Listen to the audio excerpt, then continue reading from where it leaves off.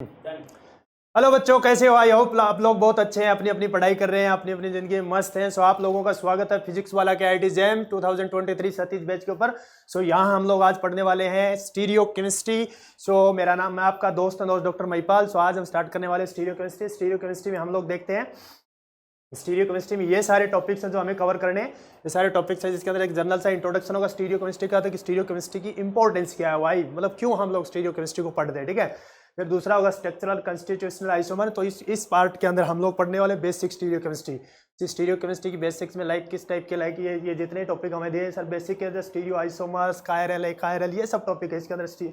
Diastereomer, enantiomer, symmetry, कितने type के plane of symmetry, और ये like simple axis of symmetry, centre of symmetry, alternating axis of symmetry, molecular chirality, enantiomer, stereogenic centre क्या होता है, ये सारे हम यहाँ देखने वाले। उसके बाद ऑप्टिकल एक्टिविटी, और नेक्स्ट हम यहाँ देखने वाले properties of enantiomer, chiral, achiral molecule, stereogenic centres, और डायस्टीरियोमर्स, प्रॉपर्टीज ऑफ डायस्टीरियोमर्स, और उसके बाद हम लोग देखने वाले threo, erythro and meso compounds.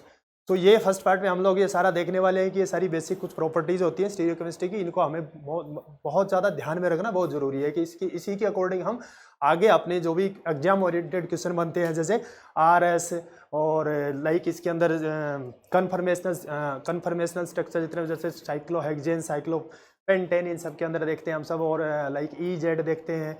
तो ये जितना भी हमारा आएगा नेक्स्ट पार्ट के अंदर आएगा, ठीक है। तो इस पार्ट के अंदर हम बेसिक सा स्टार्ट करते हैं। तो देखिए, हम जनरल इंट्रोडक्शन में आपको मैं बताता हूँ। जनरल इंट्रोडक्शन में सबसे पहले हम देखते हैं स्टीरियो केमिस्ट्री। अरे यार, हाँ, सबसे पहले हम देखते हैं stereo chemistry.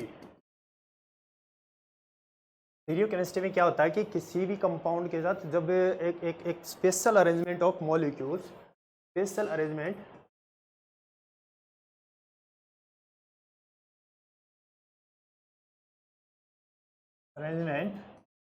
of molecules, special arrangement of molecules is called. इसके अंदर अब स्टीरियो केमिस्ट्री में स्पेशल अरेंजमेंट ऑफ मॉलिक्यूल्स को देखते हैं कि लाइक कौन सा E होगा, अरेंजमेंट के अकॉर्डिंग देख कौन सा Z होगा, कौन सा R होगा, कौन सा S होगा। तो स्टीरियो केमिस्ट्री को सेकंड होता है हमारा dynamic stereo chemistry. Dynamic stereo chemistry, तो डायनेमिक स्टीरियो केमिस्ट्री हम देखते हैं क्या है, रेट ऑफ रिएक्शन, ठीक है। तो डायनेमिक स्टीरियो केमिस्ट्री में हम देखते हैं रेट ऑफ रिएक्शन।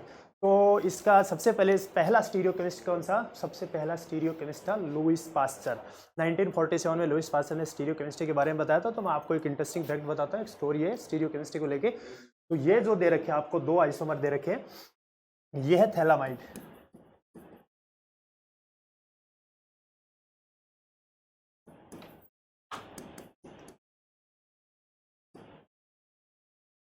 तो थैलामाइड को लेके हम लोग क्या देखते हैं कि थैलामाइड के अंदर एक होता है हमारा R आइसोमर, एक होता है हमारा S आइसोमर, ठीक है। सो ये हमारा R आइसोमर है और ये हमारा S आइसोमर है, ठीक है।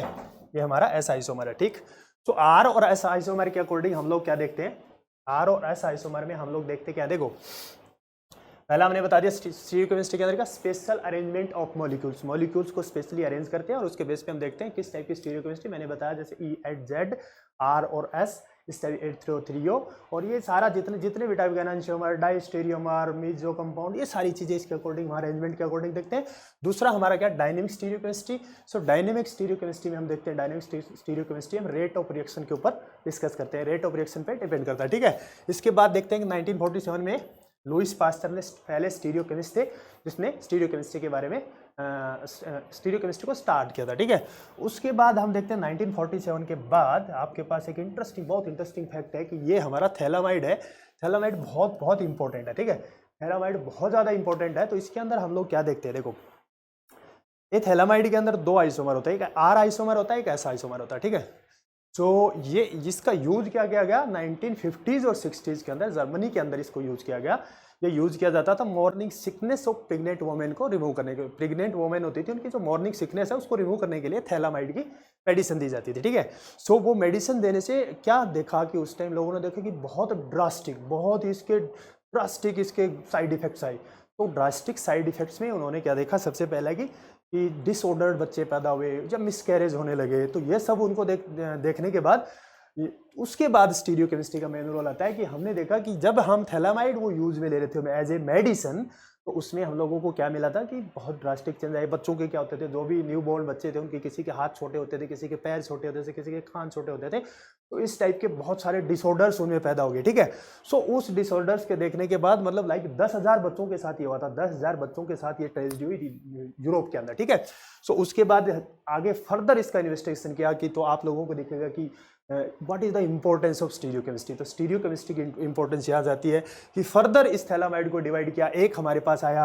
आर आइसोमर और एक हमारे पास आया एस आइसोमर। ठीक है, सो यहाँ से हम बताते हैं कि जो आर आइसोमर है हमारा, आर आइसोमर ये होता है मॉर्निंग सिकनेस को रिमूव करने के लिए, और ये था जो ये हम यूज में नहीं लेते, इसकी वजह से वो ट्रेजेडी हुई थी, जिसको बोलते हैं थैलामाइड ट्रेजेडी या थैलामाइड स्कैंडल। ठीक है, सो उसके बाद नेक्स्ट पार्ट में हम देखते हैं, इसको नोट करो, नेक्स्ट पार्ट में हम देखते हैं थैलामाइड ट्रेजेडी के बाद हम देखते हैं दूसरा, इसको नोट कर लो। थैलामाइड ट्रेजेडी के बारे में आपको बताया कि किस टाइप थैलामाइड का यूज बहुत ही ज़्यादा प्रॉब्लमेटिक था, और इसका यूज करने से एस और आर आइसोमर, ये हमारे पास आर आइसोमर है,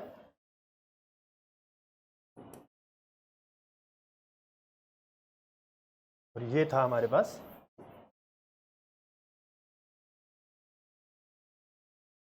एस आइसोमर। ठीक है, तो आर और एस आइसोमर दोनों में दिन रात का कितना ज़्यादा डिफरेंस है। देखिए, एक होता है एक प्रॉब्लम को, एक डिजीज को ख़त्म करने के लिए, और दूसरा उसी चीज़ के अंदर कितने साइड इफेक्ट लेके आ सकता है, जो लाइक स्टीरियो केमिस्ट्री से ही हम लोगों को पता चला। तो this is the importance of stereo chemistry. ठीक है, नेक्स्ट पार्ट में हम डिस्कस करने वाले हैं, ये दो एग्जाम्पल ये हैं प्रोपेनॉल को,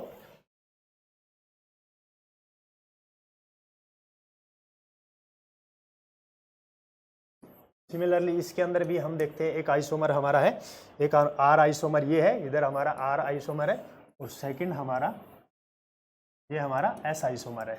ठीक है, तो सेम जैसे थैलामाइड का हमने डिस्कस किया था, उसी टाइप से हम यहाँ भी क्या देखते हैं, यहाँ भी हम देखते हैं कि जैसे हमारा आर आइसोमर है ये काउंटर रिसेप्टिव के रूप में काम करता है, बट जो हमारा यहाँ पे एस आइसोमर है वो बहुत इंपॉर्टेंट, आप लोग हम एंटी हाइपरटेंसिव, इससे जो मेडिसिन बनती है उसका यूज करते हैं हम एंटी हाइपरटेंसिव। ठीक है, एंटी हाइपरटेंसिव में इसका यूज किया जाता है। सो प्रोपेनॉल के ये सारे ये दोनों ही आइसोमर इसके अंदर ऐसे यूज करते हैं। तो बेसिक सा क्या करता है कि स्टीरियो केमिस्ट्री के अंदर हमने बेसिक देखा कि special arrangement of the molecules और एटम्स, जब किसी मॉलिक्यूल के अंदर जैसे हम देखते हैं कायरल एकायरल, वो सारी चीज़ें आगे डिस्कस करेंगे। ठीक है, तो वो सारा हमने यहाँ देखा। दूसरे में क्या देखा, उसके बाद डायनेमिक स्टीरियो केमिस्ट्री में रेट ऑफ रिएक्शन हम देखते हैं। ठीक है, उसके बाद फर्दर हम डिस्कस कर रहे थे कि इसकी हिस्ट्री के बारे में थोड़ा देखा कि किस टाइप से हमारा ये इंपॉर्टेंट है आइसोमर्स, जैसे आर आइसोमर और एस आइसोमर की इंपॉर्टेंस, दोनों में क्या क्या डिफरेंस होता है कि पहले एक ही मॉलिक्यूल एक ही कंपाउंड हमने लिया, उसी कंपाउंड को फर्दर आर एस में डिवाइड करने से कितना इंपॉर्टेंट और कितना यूजफुल हो गया वही हमारा मॉलिक्यूल्स। ठीक है, कि एक एस है और एक आर है, एक लाइफ देता है, एक लाइफ को खत्म करता है। तो इस टाइप की चीजें हमने यहाँ देखी है। ठीक है, अब नेक्स्ट हम देखते हैं, नेक्स्ट हमारा है कंसेप्ट ऑफ आइसोमेरिज्म। अब हमने देखा था आर आइसोमर एस आइसोमर, तब यहाँ पे आइसोमेरिज्म कंसेप्ट का मतलब होता है, ग्रीक वर्ड होता है आइसो मतलब इक्वल और मर्स मतलब पार्ट, इक्वल पार्ट्स, इसको बोलते हैं आइसोमेरिज्म। ठीक है, जब दो या दो से अधिक कंपाउंड और मॉलिक्यूल, दो या दो से अधिक, उसको मॉलिकुलर फॉर्मूला सेम होता है बट उसके कंपाउंड्स डिफरेंट अरेंजमेंट पे मुझे बोलते हैं। जैसे इनिशियली हमने बोला special arrangement of element, molecular formula exist in different there chemical and physical property, molecular formula same है, फिजिकल और केमिकल प्रॉपर्टी डिफरेंट है, अलग अलग आइसोमर्स है। आइसोमरिज्म में जैसे हमने बताया था, यहाँ पे आइसोमरिज्म में हम यहाँ फर्दर हम यहाँ पे लिख सकते हैं, कुछ हम यहाँ पे फर्दर लिख सकते हैं, जैसे हमारा होता है ई एंड जेड, ठीक है, R and S, R and S, और भी यहाँ पे होता है इन और एंटी, इन और एंटी। ये सारा क्या होता है कि ये सारा फिजिकल प्रॉपर्टी क्या कहता है कि different chemical and physical property होती है बट मॉलिक्यूलर फॉर्मूला सेम होता है। ठीक है, मॉलिक्यूलर फॉर्मूला सेम होता है, फिजिकल और केमिकल प्रॉपर्टी डिफरेंट होती है, उसको हम बोलते हैं आइसोमर्स। ठीक है, इसके अंदर एक और भी होता है, जैसे हम यहाँ देख सकते हैं सिस and trans.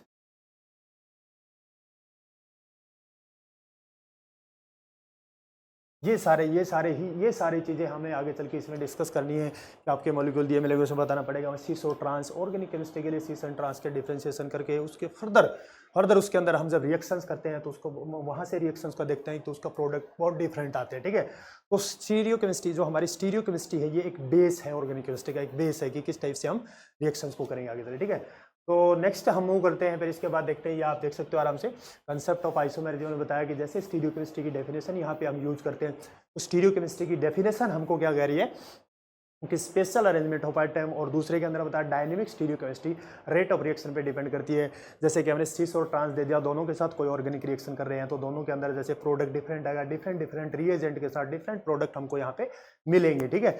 So different product यहाँ पे मिलेंगे। तो सीस और ट्रांस के अंदर जैसे कौन से में मेजर प्रोडक्ट बनेगा, एक में माइनर प्रोडक्ट बनेगा, एक मेजर, इस टाइप की रिएक्शंस को बोलते हैं। तो जहाँ पे रेट ऑफ रिएक्शन किसका फास्ट होगा उसके अकॉर्डिंग हम स्टडी करते हैं उस स्टीरियो केमिस्ट्री को कि किस टाइप से हमारा रिएजेंट आके अटैक करेगा, उसके ऊपर डिपेंड क्या करता है, उसके ऊपर वो किस पे डिपेंड करेगा, रेट ऑफ रिएक्शन पे, ठीक है, वो करेगा रेट ऑफ रिएक्शन पे। ओके, तो रेट ऑफ रिएक्शन,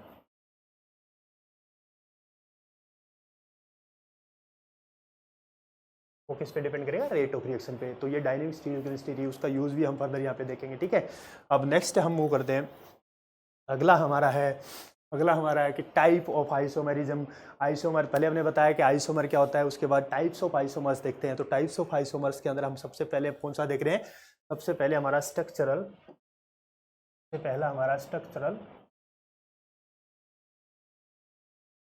और कॉन्स्टिट्यूशनल आइसोमर।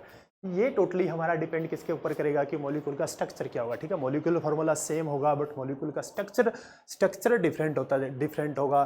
तो मॉलिक्यूलर फार्मूला सेम है, जैसे हम यहाँ पे एक एग्जांपल लेके आपको शो करेंगे, जैसे हमारे पास है C4H10 दे रखा है, तो मॉलिक्यूलर फार्मूला हमारे पास ये है, मॉलिक्यूलर फार्मूला हमारे पास ये दे रखा है। अब इसी मॉलिक्यूलर फार्मूले से हम किस टाइप से फर्दर इसको डिफाइन करें कि अलग अलग स्ट्रक्चर बनेंगे। तो C4H10 इसको हम यहाँ पे बोल रहे हैं ब्यूटेन बोल रहे हैं। नेक्स्ट इसके अंदर C4H के अंदर नेक्स्ट में हम देखते हैं, यहाँ पे नेक्स्ट में हम देख रहे हैं कि CH3 CH2, यहाँ पे हम काउंट करते हैं 3, 5, 7 और 10, तो 10 है। और 4 ये भी हमारा C4H10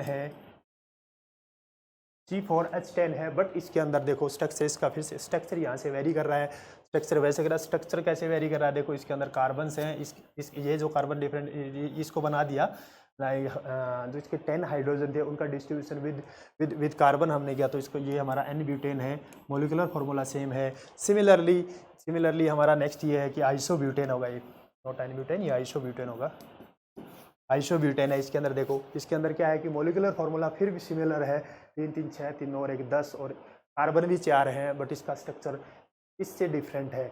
नेक्स्ट हमारा देखते हैं, एक एग्जांपल हमने ये देख लिया कि N ब्यूटेन और आइसोब्यूटेन दोनों में क्या डिफरेंस होता है, ओनली स्ट्रक्चर का डिफरेंस होता है, बहुत बेसिक है, 12th लेवल पे सारी चीज़ें पढ़ी जाती है। सेकंड हमारा मॉलिक्यूलर फार्मूला C4H9Br बोलते हैं ब्रोमोब्यूटेन, ठीक है, ब्रोमोब्यूटेन है। बट इसके अंदर हम क्या देख रहे हैं कि पहले 1 ब्रोमो, स्ट्रक्चर के अकॉर्डिंग क्या होता है कि 1 पोजीशन के ऊपर अगर हमने ब्रोमीन लगा तो 1 ब्रोमो हुआ, और हमारी 2 पोजीशन 1 और 2 पोजीशन के ऊपर ब्रोमीन आता है तो 2 ब्रोमो, तो 2 ब्रोमो के अकॉर्डिंग हमारा स्ट्रक्चर यहाँ पे क्या कर रहा है। तो ये जो इस टाइप से हम देखते हैं कि फंक्शनल ग्रुप, इसके अंदर क्या है कि हमारा हेलोजन इसके साथ आता है, हेलोजन की पोजीशन डिफाइन करती है कि इसका स्ट्रक्चर कैसा होगा, हेलोजन की पोजीशन यहाँ पे डिफाइन करिए कि स्ट्रक्चर कैसा होगा। तो इसके अकॉर्डिंग हम यहाँ पे देख रहे हैं कि ये जो हमारा मॉलिक्यूलर फार्मूला सेम होते हुए भी इसका स्ट्रक्चर वेरी कर रहा है। इस स्ट्रक्चर वेरी करने से ही हम लोग इसको बोलते हैं स्ट्रक्चरल आइसोमर, ठीक है। इसको नोट करो जब तक, देखो अच्छे से। ओके, सो नेक्स्ट हम डिस्कस देख लो इसको अच्छे से। स्ट्रक्चरल आइसोमर बहुत बेसिक है, बट फर्दर हमारे आगे नेक्स्ट पार्ट में हमारा बहुत काम आने वाला है। नेक्स्ट पार्ट हमारा बता है chain isomer of A butane and pentane. 2 हमको मॉलिक्यूल दिए, एक ब्यूटेन दे रखा है, एक पेंटेन दे रखा है। तो इसके अंदर चेन, जैसे कार्बन की चेन किस टाइप से हम बनाते हो, देखो ये हमारा हो गया आइसोब्यूटेन, अभी हमने बताया था, पीछे भी यही एग्जाम्पल हमने लिया था किसमें, स्ट्रक्चर में।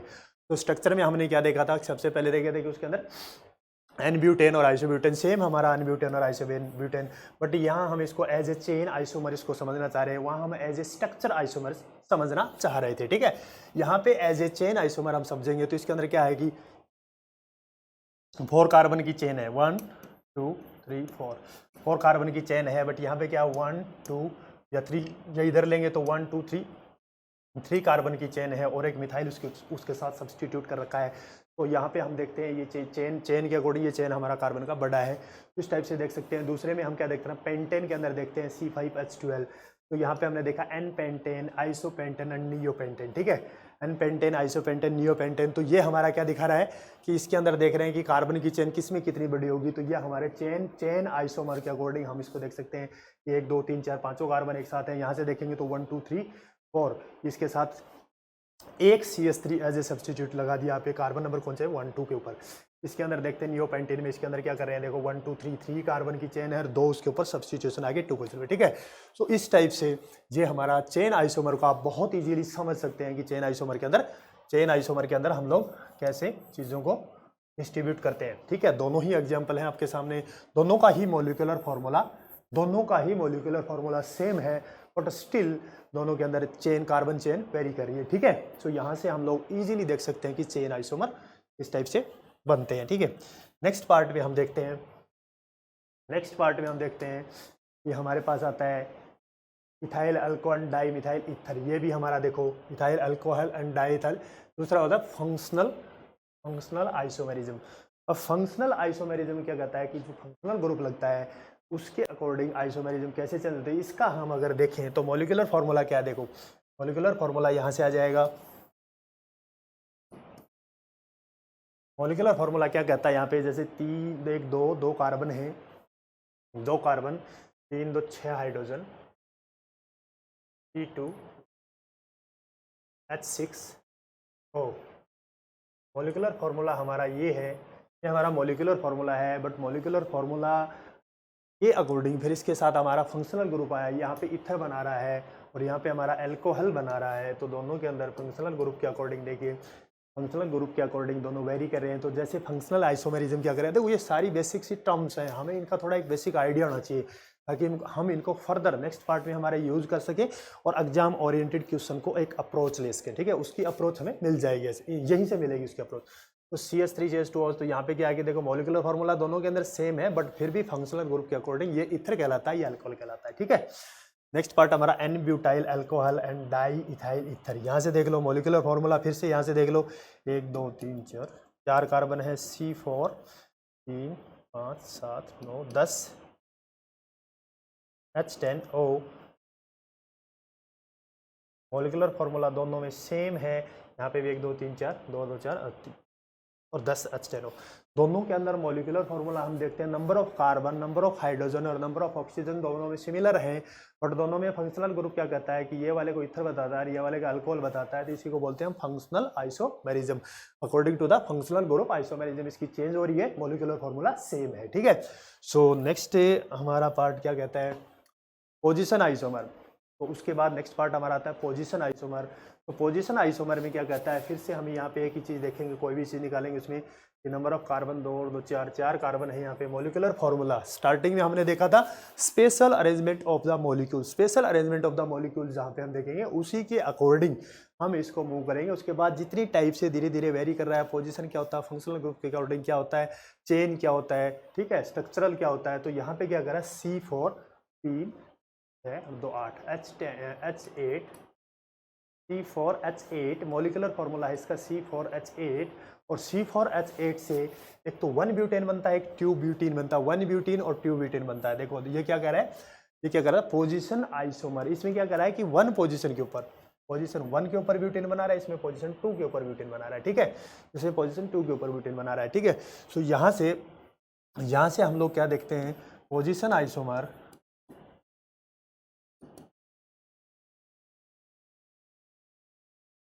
Position isomer. अब ये देखो 1 ब्यूटीन और 2 ब्यूटीन, जब हम इसके साथ फर्दर, जब हम इसको आगे आगे जाके हम रिएजेंट में या फिर रिएक्शन मैकेनिज्म में ये सब दोनों को यूज़ करेंगे, तो ये हमें एक डिफरेंट प्रोडक्ट देगा और ये हमें एक डिफरेंट प्रोडक्ट देगा, ठीक है। इसके साथ रिएक्ट कराएंगे, लाइक रिएजेंट के साथ इसको रिएक्ट कराया हमने, तो ये एक प्रोडक्ट देगा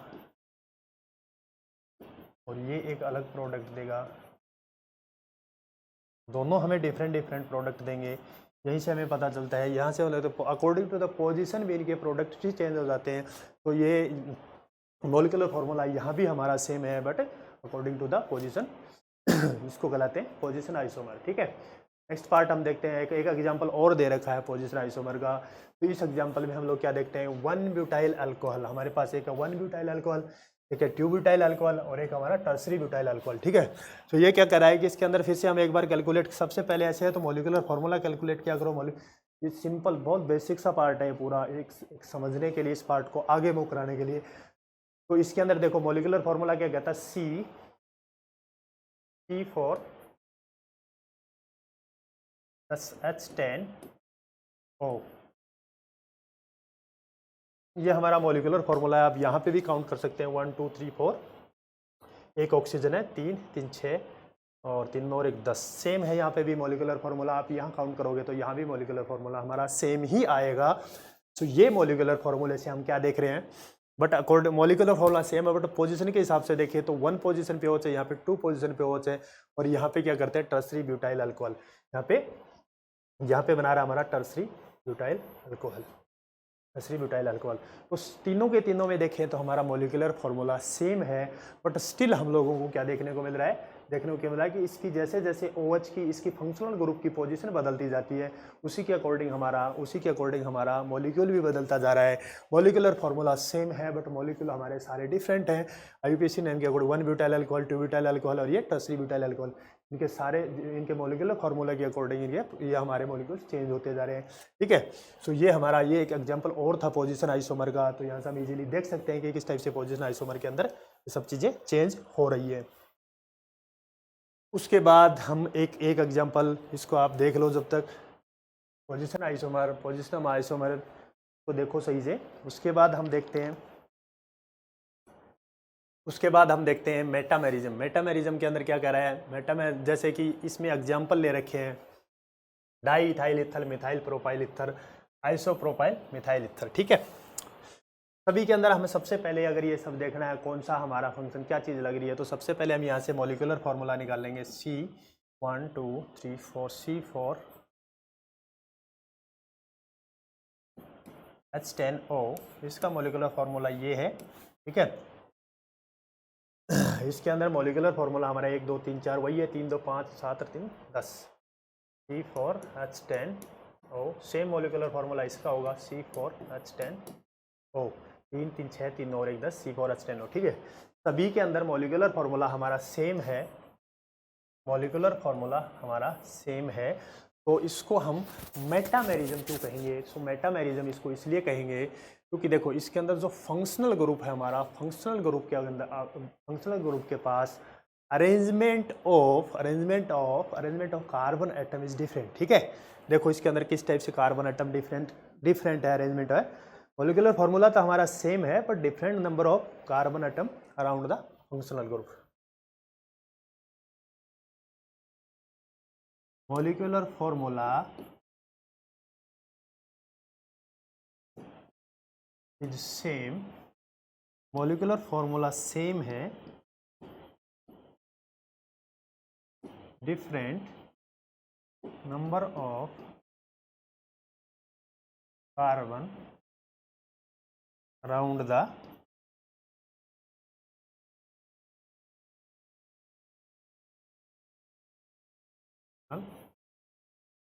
ग्रुप। देखो समझो इसको कैसे क्या लिखा है, ये क्या कहता है, देखो मॉलिक्यूलर फार्मूला हमारे पास सेम आ रहा है, का मॉलिक्यूलर फार्मूला सबका सेम है, बट फंक्शनल ग्रुप के अकॉर्डिंग यहाँ पे फंक्शनल ग्रुप हमारा ऑक्सीजन ले रहे हैं हम, तो यहाँ पे इथर है, यहाँ पे सारा ही सभी हमारा फंक्शनल ग्रुप यहाँ पे इथर आ रहा है। बट क्या कह रहा है कि मेटामेरिज्म क्या कहता है, मेटामेरिज्म कहता है कि यहाँ पे देखो नंबर ऑफ कार्बन दोनों तरफ दो कार्बन है, यहाँ पे एक कार्बन है और वहाँ पे एक कार्बन और इधर 2 कार्बन 3 कार्बन एक तरफ, ठीक है। तो ये फंक्शनल ग्रुप देखो मॉलिक्यूलर फार्मूला सभी के अंदर सेम है, मॉलिक्यूलर फार्मूला सभी में सेम है, लेकिन बदल क्या रहा है, number of carbon atom around the functional group के साथ साथ कार्बन एटम कैसे चेंज हो रहे हैं उसी को बोलते हैं मेटामेरिज्म, ठीक है, उसी को बोलते हैं मेटामेरिज्म। तो इसको आप अच्छे से देखो एक बार, फंक्शनल ग्रुप के साथ कार्बन एटम किस टाइप से चेंज होते हैं बोलते हो मेटामेरिज्म, ठीक है। तो ये हमारा मेटामेरिज्म है। तो मेटामेरिज्म का हमने एक एग्जांपल और ले रखा है। सो मेटामेरिज्म में हमने कुछ एक एग्जांपल और दिखाया, इसके अकॉर्डिंग देखिए पहले इसकी वही सबसे पहले हमने स्टार्टिंग से लेके एक ही चीज़ कर रहे हैं, बहुत इजी पार्ट है सीधा। मेटामेरिज्म में भी यही चीज़ है कि फंक्शनल ग्रुप के साथ number of carbon atom different है। अब यहाँ पे फंक्शनल ग्रुप हमारा आता है NH, ये NH यहाँ है, यहाँ पे NH है, ठीक है। तो अब यहाँ से हम देख रहे हैं नंबर ऑफ जैसे जैसे molecular formula is same,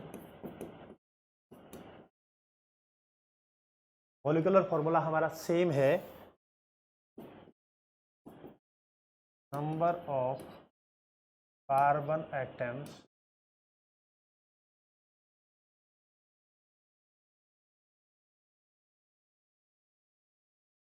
around the number of carbon atoms around the functional group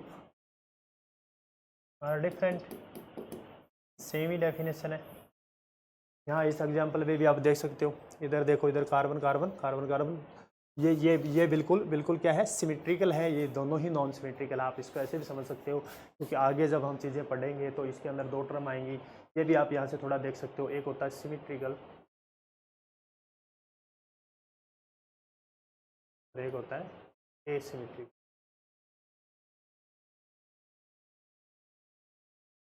ये टर्म भी थोड़ा आपको आइडिया होना चाहिए। सिमेट्रिकल में क्या था कि जैसे NH ग्रुप फंक्शनल ग्रुप है, तो इस फंक्शनल ग्रुप के दोनों तरफ नंबर ऑफ कार्बन और नंबर ऑफ हाइड्रोजन सेम है, तो ये हमारा सिमेट्रिकल आइसोमर हुआ। और ये दोनों हमारे नॉन सिमेट्रिकल आइसोमर है, क्योंकि इधर से ये 3 कार्बन एक तरफ है, 1 कार्बन एक तरफ है, ऐसे इसके अंदर आप देख सकते हो। ये भी हमारा नॉन सिमेट्रिकल, ये भी हमारा नॉन सिमेट्रिकल है, ठीक है।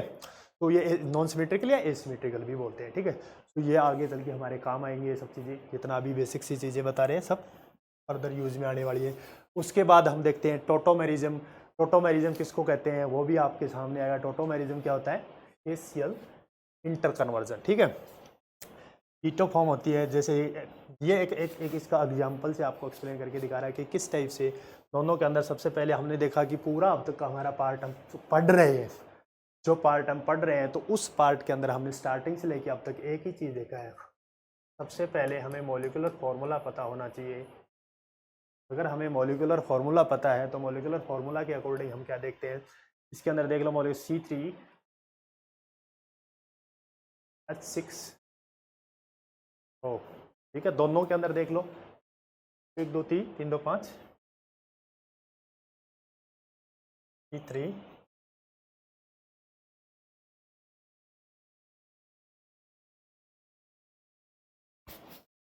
3 और 3 6 H6 E 2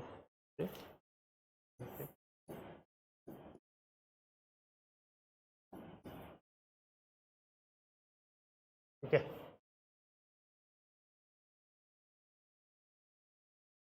तो ये हमारे पास दे रखा है, तो इसको क्या कहते हैं, टोटोमेरिज्म किसको कहेंगे, ये बार बार आपको आगे भी काम आएगा। टोटोमेरिज्म आपके आगे भी आएगा, जैसे नेम रिएक्शन के अंदर भी इसके नेम रिएक्शन के अंदर भी हम इसको देखेंगे। जैसे हमारे नेम रिएक्शन में हम क्या पढ़ने वाले, कीटो और enol form, keto and enol form. जैसे कि हमारा किसके अंदर यूज़ करते हैं, हम इसको अल्डोल कंडेंसेशन देखते हैं, तो वहाँ कीटो और इनॉल फॉर्म यूज़ होता है। तो यहाँ से क्या देखते हैं कि जैसे देखो ये हाइड्रोजन इसमें क्या है, ये इसका ये इसी का एक आइसोमर है। जैसे ये प्रोपेन 1,2 इनॉल फॉर्म 1% में एग्जिस्ट करता है, ये हमारा 99% में एग्जिस्ट करता है, ठीक है। ये 1% एग्जिस्ट करता है और ये हमारा 99% एग्जिस्ट करता है, ठीक है। तो यहाँ से एक हाइड्रोजन मूव करके वहाँ पर से डबल बॉन्ड को, जैसे इसका कैसे हो गया, यहाँ से एक, इसको अगर फर्दर देखें,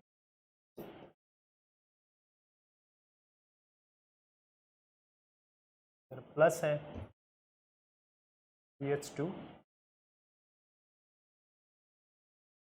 H प्लस है, ठीक है। और यहाँ पे माइनस हम करते हैं, तो फर्दर हम यहाँ देखते हैं CH3 ठीक, यहाँ ऑक्सीजन है और ये हाइड्रोजन यहाँ से मूव कर यहाँ भेजते हैं OH डबल बॉन्ड, ये H और प्लस OH डबल बॉन्ड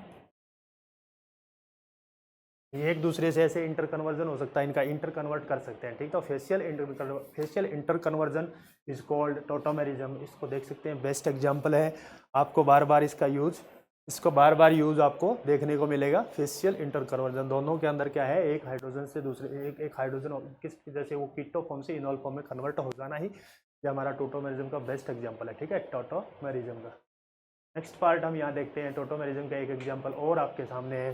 देखिए, जितने भी टाइप हमने डिस्कस की अभी तक, जितने भी हमने टाइप्स डिस्कस किए हैं, सभी टाइप्स में हमने क्या देखा है, सभी टाइप से हमने देखा है कि सबसे पहले हम मॉलिक्यूलर फार्मूला देखते हैं, उसके बाद special arrangement of the atoms around the special arrangement of the atom in A molecule, कि उसका अरेंजमेंट कैसा है, उसी अरेंजमेंट के अकॉर्डिंग हमने क्या देखा, कहीं पे हमारा पोजीशन के अकॉर्डिंग चेंज हो रहा है, कहीं हमारा चेन के अकॉर्डिंग चेंज हो रहा है, कहीं फंक्शनल ग्रुप के अकॉर्डिंग चेंज हो रहा है, और कहीं स्टार्टिंग में तो बेसिक चीज़ें किस टाइप से स्ट्रक्चर के अकॉर्डिंग चेंज हो रहा है वो था। उसके बाद हमारा देखा मेटामेरिज्म आया, टोटोमेरिज्म आया। मेटामेरिज्म में हमने क्या देखा, कार्बन के चार्ज क्या number of carbon functional group के अकॉर्डिंग डिफरेंट है मॉलिक्यूलर फार्मूला, इसमें ठीक है सेम है। तो फंक्शनल ग्रुप जहाँ पे उसके लेफ्ट और राइट उसके सराउंडिंग में जो नंबर ऑफ कार्बन आइटम है वो वेरी कर रहे हैं, एक तरफ ज़्यादा है एक तरफ कम है, तो उसको बोलते हैं, वहाँ पे हमारा हो गया। मेटामेरिज्म और टोटोमेरिज्म हमने कीटो और इनोल फॉर्म आती है। तो वही सबसे पहले हम जो भी करेंगे उसमें पहला पॉइंट हमारा होगा मॉलिक्यूलर फार्मूला देखना, ठीक है। C2 3 4 5 6, ये हमारा C6 3 बस H10 और 2 ऑक्सीजन है O2, ये हमारा मॉलिक्यूलर फार्मूला है गिवन कंपाउंड का, ठीक है। सिमिलरली हम इसका देखते हैं 3 4 5 10 C6 H10, मॉलिक्यूलर फार्मूला इसका भी सेम है, इसका सेम मॉलिक्यूलर आपके सामने मॉलिक्यूलर आपको खुद को कैलकुलेट करके दिखाया कि भाई यहाँ पे ये चीज़ है। इसका मतलब ये नहीं कि ये सामने लिखा है इसको मैं खुद पढ़ रहा हूँ, आपको दिखा रखा है कि जैसे इसके अंदर हाइड्रोजन काउंट करके दिखा रहा हूँ, आप भी इस टाइप से काउंट कर सकते हैं, ठीक है। किस टाइप से काउंट करते हैं, क्या दे रखा है हमें उसके अंदर, क्या वो सही है ये देखना पड़ता है, कभी ये सही है नहीं, आप लोगों के साथ साथ मैं दिखा रहा हूँ आपको, ठीक है। तो दोनों का मॉलिक्यूलर फार्मूला सेम है यहाँ पे। अब यहाँ पे क्या देखो, तभी वो कीटो और इनोल फॉर्म वाली आई थी, कीटो और इनोल फॉर्म आई थी, उसी के अकॉर्डिंग देखो यहाँ से एक H+ यहाँ मूव करेगा और ये OH बना लेगा और सेम वही डबल बॉन्ड यहाँ पे शिफ्ट हो जाएगा। सिमिलरली जो पहले के अंदर मैकेनिज्म था उसी टाइप से हम इसको भी करेंगे, और ये भी हमारा कीटो और इनोल फॉर्म में दोनों एग्जाम टोटोमर फॉर्म दे रखे हैं, एथाइल एसीटो एसीटेट, और ये रैपिड दोनों इक्विलिब्रियम में है। कभी इधर से इधर भी जा सकते हैं, इधर से इधर, लेकिन क्या होता है कि eight normal room and temperature pressure condition के ऊपर ये 7% एग्जिस्ट करेगा, ये एज ए मेजर एग्जिस्ट करेगा, ये एज ए माइनर एग्जिस्ट करेगा, ठीक है। तो ये दोनों, ये भी हमारा एक एज ए टोटोमर का ही फॉर्म है, ठीक है। सो ये कुछ बेसिक सी टाइप ऑफ कॉन्स्टिट्यूशनल आइसोमर था। अब इसके बाद है स्टीरियो कॉन्फिगरेशनल आइसोमर आता है दूसरा। ये तो कॉन्स्टिट्यूशनल आइसोमर में हमने सारे कॉन्स्टिट्यूशनल आइसोमर में हमने देख लिया टोटोमेरिज्म, मेटामेरिज्म, और हमने देखा फंक्शनल, चेन, पोजीशन और स्ट्रक्चरल, ये जितने भी टाइप थे सारे उसके अंदर हमने कवर कर लिए। अब नेक्स्ट पार्ट आता है स्टीरियो, ये बेसिक से मैं स्टार्ट करके आपको पढ़ा रहा हूँ, इसके बाद हम धीरे धीरे करके नेक्स्ट पार्ट तक एकदम एक्सटेंडेड जहाँ से डायरेक्ट क्वेश्चन आता है। इसके बाद एंड में हम इसका एक अच्छा सा ओवरव्यू देंगे कि नेक्स्ट पार्ट में हम क्या पढ़ने वाले हैं। उसके बाद जो पार्ट आएगा उसमें PYQ प्लस किस टाइप के क्वेश्चन आएंगे, ठीक है। तो नेक्स्ट पार्ट हमारा यहाँ पे आने वाला है स्टीरियो और कॉन्फिगरेशनल आइसोमर। बहुत इंपॉर्टेंट है, एक सिस और एक ट्रांस है, ठीक है। अल्किन की रिएक्शंस देखते हैं हम, अल्किन की रिएक्शंस देख रहे हैं हम, उसके अंदर कार्बोकेटाइन है, वहाँ पे भी देखा था सिस और ट्रांस दोनों के दोनों डिफरेंट प्रोडक्ट देते हैं। जब हमारा सिस और ट्रांस, देखो यहाँ पे प्रायोरिटी देखते हैं, तो आपको देखा था इसके अंदर RS नॉमेनक्लेचर हम जब करेंगे तब भी हम देखते हैं प्रायोरिटी, और प्रायोरिटी किसके अकॉर्डिंग दी जाती है, प्रायोरिटी अकॉर्डिंग दी जाती है मॉलिक्यूलर वेट। तो यहाँ पे कार्बन और हाइड्रोजन है, कार्बन और हाइड्रोजन, तो ये CH3 का एज कम्पेयर टू हाइड्रोजन ज़्यादा है, ठीक है। तो जो हायर प्रायोरिटी वाले मॉलिक्यूल हैं, अगर वो एक दूसरे के एंटी हों, एक दूसरे के अपोजिट में हो, ठीक है, एक दूसरे के एंटी हो, ये इधर है 180 डिग्री के ऊपर, ठीक है। तो एक दूसरे के एंटी होंगे तो उसको हम बोलते हैं ट्रांस टू ब्यूटेन, ठीक है। अगर वो एक दूसरे के सिन हो, मतलब एक दूसरे की ही तरफ हो, सिन और एंटी को वैसे डिफाइन करते हैं सिस और ट्रांस की। सिमिलरली यू कैन सी, ऐसे ही हम लोग देख सकते हैं सिन और एंटी का, ठीक है। अगर आपको सिस ट्रांस आता है तो आप सिन और एंटी इजीली डिफाइन कर सकते हो। सिन और एंटी में क्या होता है, सिन का मतलब सेम साइड, इसको हम बोल देंगे सिन, ठीक है, और अपोजिट का मतलब होता है एंटी। सिन और एंटी के अंदर भी हम इजीली डिस्ट्रीब्यूट कर सकते हैं, जो सेम साइड में होगा तो उसको सिन और जो अपोजिट साइड में उसका एंटी, ठीक है। तो सिस ट्रांस इसको हम बोलते हैं कॉन्फिगरेशनल, मतलब ये क्या है कि कॉन्फ़िगरेशन के अकॉर्डिंग है। ये डबल बॉन्ड है, रिजिड बॉन्ड होता है, ऐसा नहीं फ्लेक्सिबल है। वो फ्लेक्सिबल वाली चीज़ें जब आएंगी उसको हम कन्फर्मेशन बोलेंगे, ठीक है, कि वो एक पोजीशन रोटेट करके सिंगल बॉन्ड के अकॉर्डिंग रोटेट करके चेंज करते हैं, उसको कन्फर्मेशन कहेंगे। यह है कॉन्फ़िगरेशन। कॉन्फ़िगरेशन के अकॉर्डिंग ये रिजिड है, इधर ये यही पोजीशन फिक्स है, इसकी पोजीशन फिक्स है, ठीक है। तो यहाँ पे कॉन्फ़िगरेशनल आइसोमर के अंदर हमने सबसे पहले लिया सिस ट्रांस, ठीक है। सिन एंटी को भी हम ऐसे डिफाइन कर सकते हैं। दूसरा क्या है कि कॉन्फ़िगरेशनल आइसोमर का ये है, कॉन्फ़िगरेशनल आइसोमर का ये है। दूसरा हमारा सिस और ट्रांस का एक एग्जांपल ये है। तो इसको अंदर हम आप देखें तो इस मॉलिक्यूल को हम कैसे बनाते हैं कि ये हमारा ऐसे एक जैसे जैसे ये हमारा है, इसके अकॉर्डिंग हम देख रहे हैं, ठीक है, इसके अकॉर्डिंग हम देख रहे हैं, इस बॉन्ड के अकॉर्डिंग, ठीक है। इस बॉन्ड के अकॉर्डिंग हम देखेंगे जब ये दोनों CH3, ये CH3, ये CH3 एक साइड में, अपर साइड में, दोनों सेम साइड में है, तो इसको बोलेंगे सिस आइसोमर, को बोलेंगे सिस आइसोमर। और देखो ये CH3 एक ऊपर है, ऐसे पकड़ेंगे, CH3 के अपोजिट में हमारा हाइड्रोजन आ जाएगा, और ये CH3 के अपोजिट एक साथ में हाइड्रोजन है, तो CH3 एक दूसरे के बिल्कुल एंटी में चलेंगे, अपोजिट में चलेंगे, तो इसको बोलेंगे हम ट्रांस आइसोमर, ठीक है। इस टाइप से आपके जितने भी मॉलिक्यूल देख रखे होंगे, सो आपको सबसे पहले क्या ट्रेस करना है कि हायर प्रायोरिटी वाला मॉलिक्यूल किधर है, एक दूसरे अगर सेम साइड में वो दोनों आते हैं, अगर वो सेम साइड में हैं तो दैट मीन्स वो हमारा कहलाएगा सिस। अगर वो दोनों अपोजिट साइड में है, एक दूसरे के जस्ट अपोजिट हैं, तो उसको कहेंगे हम ट्रांस, ओके। तो ये हमारा हो गया configurational isomer, cis and trans, ठीक है। नेक्स्ट हमारा पार्ट आता है सिंपल एक्सिस ऑफ सिमेट्री। अब एक्सिस ऑफ सिमेट्री आता है, देखो ये हमारा बेसिक पार्ट एक कंप्लीट हो गया है, एक बेसिक पार्ट यहाँ से यहाँ तक कंप्लीट होता है। कॉन्फ़िगरेशनल हमारा हो गया है, दूसरा हमारा हो गया कॉन्स्टिट्यूशनल हमारा हो गया है। अब जो पार्ट 2 होगा उसमें हम कॉन्फ़िगरेशन कन्फर्मेशनल देखेंगे, और जिसके अंदर हम ये देखने वाले कन्फर्मेशन में साइक्लोहेक्सेन और साइक्लोपेंटेन की कन्फर्मेशन, एक्सियल इक्वेटोरियल बॉन्ड, वो टाइप के वहाँ से इंपॉर्टेंट क्वेश्चन बनता है, और मोस्ट प्रोबेबली आता भी है वहाँ से क्वेश्चन, ठीक है। अब नेक्स्ट हम देखते हैं कि जो हमारा स्टीरियोकेमिस्ट्री में देखते हैं, तो सिंपल एक्सिस का रोटेशन कैसे होता है। ये तो हमने देख लिया, मॉलिक्यूल फार्मूला प्लस मॉलिकुलर फार्मूले के साथ किस टाइप से पोजीशन और फंक्शनल ग्रुप ये सब चेंज होने से वो वेरी करता है, ठीक है। अब अगले पार्ट में हम क्या देख रहे हैं, अगले पार्ट में हम देखते हैं सिंपल एक्सिस ऑफ रोटेशन। ये हमारा स्टीरियोकेमिस्ट्री का कोई मॉलिक्यूल दे रखा है, कोई भी मॉलिक्यूल, नॉट स्टीरियोकेमिस्ट्री, कोई भी मॉलिक्यूल है, लाइक एक सिंपल एक लाइक अल्फ़ाबेट है, लाइक हमारा Z है, A है, B है, किसी भी अल्फ़ाबेट को लेके भी हम सिमेट्री निकाल सकते हैं कि कौन सी सिमेट्री इसके अंदर लगती है।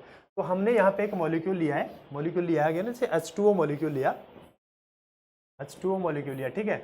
वाटर मॉलिक्यूल के अंदर कौन सी सिमेट्री है और कौन सी सिमेट्री, लाइक कौन सी सिमेट्री लगेगी, कितने फोल्ड एक्सिस ऑफ सिमेट्री है, ठीक है। तो अगर फोल्ड एक्सिस ऑफ सिमेट्री मैंने बताया था आपको, सॉलिड स्टेट के अंदर कैलकुलेट करके दिखाया था कि जब हमारा 360 को और कितने एंगल पे इसको कर रहे हैं, जैसे 180 पे रोटेट करते तो 180 से इसको डिवाइड कर देंगे एंगल के ऊपर, तो ये कितना आ जाएगा, 2 फोल्ड हो जाएगा, ठीक है। ये 2 फोल्ड एक्सिस ऑफ सिमेट्री हो जाएगी। और यहाँ पे क्लोरो, ये C3 एक्सिस है, तो कितने का, C3 के अकॉर्डिंग हमारा क्या हो जाएगा, अगर इधर से ये कर देंगे तो एंगल निकल के आ जाएगा, इसको 2 से डिवाइड करेंगे 180 आ जाएगा, इसको 3 से डिवाइड करेंगे तो 120 आ जाएगा। ये 120 के एंगल पे है सारे। तो इससे आप इंटर कन्वर्जन इजीली कर सकते हैं कि किस टाइप से हमें 2 फोल्ड से उसका एंगल निकाल सकते हैं। हमें दे रखा है 2 fold axis of symmetry, 3 fold axis of symmetry, यहाँ पे जैसे 3 फोल्ड एक्सिस ऑफ सिमेट्री है, तो 3 फोल्ड एक्सिस ऑफ सिमेट्री का मतलब होता है 3 फोल्ड का मतलब होता है 360 को हम अगर 3 से डिवाइड करें 1 2, एंगल कितना निकल के आ गया, 120 डिग्री, एंगल हमारा आ गया 120 डिग्री, एंगल हमारा 120 डिग्री ऐसे 2 फोल्ड से मैं निकाल सकता हूँ। तो ये हमारी C2 एक्सिस ऑफ सिमेट्री, जैसे हम इसमें C2 लगी। अब एक वाटर मॉलिक्यूल में C2 कैसे निकलती है, दोनों हाइड्रोजन हमारे ऐसे हैं और उसके ऊपर यहाँ O है, दोनों हाइड्रोजन ऐसे हैं। अगर इसके अंदर C2 180 पे रोटेट करेंगे तो ये हाइड्रोजन, जैसे मैं यहाँ बना के दिखाता हूँ आपको, यहाँ पे बना के दिखाता हूँ, ऑक्सीजन है, ये मेरा हाइड्रोजन,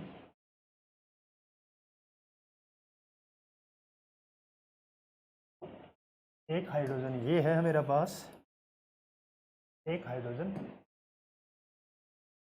ये हाइड्रोजन है। अब मैं इसके ऊपर C2 लगाता हूँ, जैसे C2 लगाता हूँ तो मेरा नेक्स्ट यहाँ पे क्या बनेगा, ऑक्सीजन सेम है, बस चेंज क्या हो जाएगा, ये जो वाइट वाला हाइड्रोजन है इधर आ जाएगा और रेड वाला हाइड्रोजन है वो शिफ्ट करके यहाँ आ जाएगा। ये है C2। तो इस टाइप से इसके अंदर भी हमने C3 लगाया, तो C3 लगाते हैं तो कैसे करेंगे, अगर इसके बाद नेक्स्ट एक रोटेशन लगाते हैं, इसके बाद C2 के बाद अगर नेक्स्ट एक C2 लगा देते हैं तो हमें वापस से हमारा जो इनिशियल लिया था वही मिल जाएगा, दैट मीन्स आइडेंटिकल। ठीक है, आइडेंटिकल मिल जाता है। अगर किसी मॉलिक्यूल को हम रोटेट करते हैं और उसके बाद हमें सेम ही हमारा स्ट्रक्चर मिलता है, सेम पोजीशन पे मॉलिक्यूल बन जाते हैं, उसको बोलते हैं आइडेंटिकल सिमेट्री। ठीक है, अब इसके अंदर 3 है तो इसको 3 बार रोटेट करेंगे, C3 एक्सिस तो 3 बार रोटेट करेंगे, 3 बार रोटेट करने के बाद हमको मिल जाएगा इसमें भी आइडेंटिकल, इसके अंदर भी हमें आइडेंटिकल मिल जाएगा। ठीक है, 3 रोटेशन के बाद यहाँ पे भी हमें आइडेंटिकल मिल जाएगा। सो इस टाइप से ये CN एक्सिस ऑफ रोटेशन है। C2 C3 C4 लगाएंगे तो आगे हमारा C4 का भी एग्जाम्पल आपको मिल जाएगा। आई होप यहाँ पे आपको थोड़ा मैं C4 का भी बता देता हूँ। जैसे C3 का एक BF3 के अंदर भी हमारा C3 होता है, ये भी प्रिंसिपल एक्सिस। हाँ, एक इंपॉर्टेंट पॉइंट है, एक होता है हमारा प्रिंसिपल एक्सिस, एक होता है सब्सिडी एक्सिस। ठीक है, प्रिंसिपल एक्सिस क्या होता है, जो मैक्सिमम जैसे यहाँ पे C3 है और इसके बाद जो लगेंगे वो प्लेन में आएगा, प्लेन में प्रिंसिपल एक्सिस ऑफ C3 और एक subsidiary axis of C3। Principal होगा तो मैक्सिमम नंबर होगा और उसके बाद जैसे इसके अंदर C3 है तो ये जैसे प्रिंसिपल एक्सिस हमारा C3 हो गया तो C3 के अंदर कितने C2 लगेंगे इसके अंदर, ये बताओ आप। C2 कितने लगेंगे, तो C2 कितने लगेंगे इसके अंदर, C2 लगेंगे, अगर 3 है तो 3 C2 लग जाएंगे, एक इस फ्लोरीन के अकॉर्डिंग, इस फ्लोरीन के अकॉर्डिंग, इस फ्लोरीन के अकॉर्डिंग। जितना हमारा मैक्सिमम लग रहा है, मैक्सिमम जैसे यहाँ पे C2 है तो इसके अंदर एक ही C2 लगेगा, यहाँ पे हमारा C3 है तो यहाँ 3 C2 लग जाएंगे, एक इसके अकॉर्डिंग, इसके अकॉर्डिंग, इसके अकॉर्डिंग। ठीक है, 3 यहाँ पे C2 लग जाएंगे। ठीक है, तो ये हमारा प्रिंसिपल एक्सिस होगा C3 और सब्सिडी एक्सिस होगा 3 C2 इसके अंदर फर्दर लग रहे हैं। नेक्स्ट पार्ट में हम क्या देखते हैं, हमारा ये और इम्पोर्टेंट पार्ट आता है, इसके अंदर हम लोग देखते हैं plane of symmetry of tartaric acid. Tartaric acid अगर प्लेन ऑफ सिमेट्री देखते हैं तो इसके प्लेन ऑफ सिमेट्री क्या कहते हैं कि plane that divides molecule into 2 equal halves. कोई भी प्लेन किसी मॉलिक्यूल को 2 बराबर पार्ट में डिवाइड कर देता है, उसको बोलते हैं प्लेन ऑफ सिमेट्री।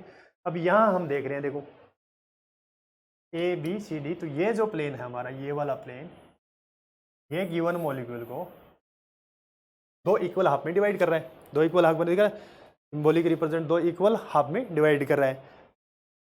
दूसरे के अंदर क्या कर रहा है, डिवाइड करने के बाद डिवाइड कर रहा है तो ये कह रहा है 2,3 di hydroxy सक्सनिक acid tartaric acid, इसको बोलते हैं, सिंबॉलिक रिप्रेजेंटेशन है। तो इसके अंदर क्या कर रहा है कि ये जो है ये हमारा ये कहलाता है प्लेन ऑफ सिमेट्री, कि अगर इसको 2 इक्वल हाफ में डिवाइड करें तो इक्वल हाफ का मतलब देखो ये भी सेम है, ये सेम है, ये सेम है, सेम है, सेम, सारे इसके अंदर सेम इक्वल पार्ट, बिल्कुल एग्जैक्ट इक्वल पार्ट है, तो उसी को बोलते हैं प्लेन ऑफ सिमेट्री। ठीक है, प्लेन ऑफ सिमेट्री उसको बोलते हैं, इक्वल पार्ट्स में डिवाइड कर दे उसको बोलते हैं प्लेन ऑफ सिमेट्री। अब इस प्लेन ऑफ सिमेट्री के अंदर देखो, हाँ, प्लेन ऑफ सिमेट्री पहला होता है sigma, sigma plane of symmetry, sigma plane of symmetry. An isomer of 1,3-chloro-2,4-dichlorobutane has center of symmetry। तो देखो पहले आपको यहाँ पे प्लेन ऑफ सिमेट्री में बताते हैं सिग्मा, एक होता है प्लेन हमारा सिग्मा प्लेन को फर्दर हम डिवाइड करते हैं सिग्मा H, सिग्मा V। ये फर्दर हमारा 2 टाइप का होता है। ठीक है, ये हॉरिजेंटल प्लेन होता है,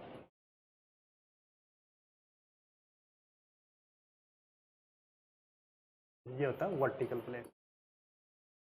एक हमारे बताओ वर्टिकल प्लेन, एक हॉरिजेंटल प्लेन होता है। ठीक है, अब इसके अंदर हॉरिजेंटल और वर्टिकल प्लेन कैसे लगेंगे, इसी के बेस पे ये प्लेन्स, जब प्लेन्स हमारा एक छोटा टॉपिक आएगा IIT में भी आता है, का नाम होता है पॉइंट ग्रुप निकालना। ठीक है, तो पॉइंट ग्रुप जब हम निकालते हैं तो वहाँ ये प्लेन सारे लगाएंगे, किस टाइप से मॉलिक्यूल में कौन सा प्लेन लगेगा, उसी के अकॉर्डिंग हमारा पॉइंट ग्रुप डिसाइड होगा कि कौन सा प्रिंसिपल एक्सिस है, कौन सा सब्सिडरी एक्सिस है, कौन सा प्लेन इसके हॉरिजेंटल लग रहा है, वर्टिकल लग रहा है, कौन सा प्लेन लग रहा है। ठीक है, उसके अकॉर्डिंग हमारा मॉलिक्यूल का फाइनली हमें पॉइंट ग्रुप मिलेगा। तो इसके अंदर ये प्लेन ऑफ सिमेट्री के अंदर एक हॉरिजॉन्टल प्लेन होता है, वर्टिकल प्लेन होता है, ये भी आप लोग याद रखना। इसके अंदर हमने जस्ट प्लेन बताया, प्लेन ऑफ सिमेट्री क्या होता है, दो इक्वल हाफ में डिवाइड कर दे, ठीक है, दो इक्वल हाफ में डिवाइड कर दे, उसको बोलते हैं प्लेन ऑफ सिमेट्री। तो नेक्स्ट हमारा क्या था, प्लेन ऑफ सिमेट्री सिग्मा, ये एक हमारा दिखा रखा है कि सेंटर ऑफ सिमेट्री के अंदर क्या था, सेंटर ऑफ इन्वर्जन, जो देखो सॉलिड में हमने सारी चीज़ की थी, प्लेन्स भी लगाया था, एक्सिस भी लगाया था, वही पार्ट है। अगर यहाँ पे एक मॉलिक्यूल हमने रखा हुआ है, ये मॉलिक्यूल यहाँ पे रखा हुआ है, तो इस मॉलिक्यूल के अंदर हमने कहा centre of inversion CI symmetry लगा था, centre of symmetry, centre of symmetry क्या रहा है, ये ब्रोमीन है, ऊपर ब्रोमीन है, ये ब्रोमीन, नीचे हाइड्रोजन, ऊपर हाइड्रोजन। मतलब कहने का क्या है कि सेंटर के ऊपर इक्वल डिस्टेंस के ऊपर हम मूव करेंगे, सेंटर से हम, ये हमारे सेंटर से इक्वल डिस्टेंस पे मूव करेंगे, तो इधर नीचे जाएंगे तो इधर ऊपर आएंगे, ठीक है। डायगोनली हम इसको देखेंगे तो इधर नीचे जाएंगे, ऊपर जाएंगे, तो इक्वल डिस्टेंस के ऊपर उधर ब्रोमीन है, इधर ब्रोमीन है, इधर इक्वल डिस्टेंस पे डायगोनली देखें तो ऊपर हाइड्रोजन है, नीचे हाइड्रोजन है। ऐसे ही सेम इधर क्लोरीन है, डायगोनली देखेंगे अप से लोअर पार्ट वाले को, तो इसको देखेंगे, तो ये हमारा हो गया, ये इसको सेंटर ऑफ इन्वर्जन बोलते हैं, इसको बोलते हैं सेंटर ऑफ इन्वर्जन। इसके डायगोनली देखेंगे तो जस्ट अपोजिट, अप और डाउन में देखेंगे तो सेम डिस्टेंस के ऊपर सेम मॉलिक्यूल हमको मिलेगा, उसको बोलते हैं सेंटर ऑफ इन्वर्जन। एक एग्जांपल इसका करके दिखा रखा है, इस टाइप से आप सेम इसके अंदर हमने एक वहाँ तब भी आपको समझाया था, सॉलिड जब करवाई के अंदर बताया था, सेंटर जब हमारे पास कोई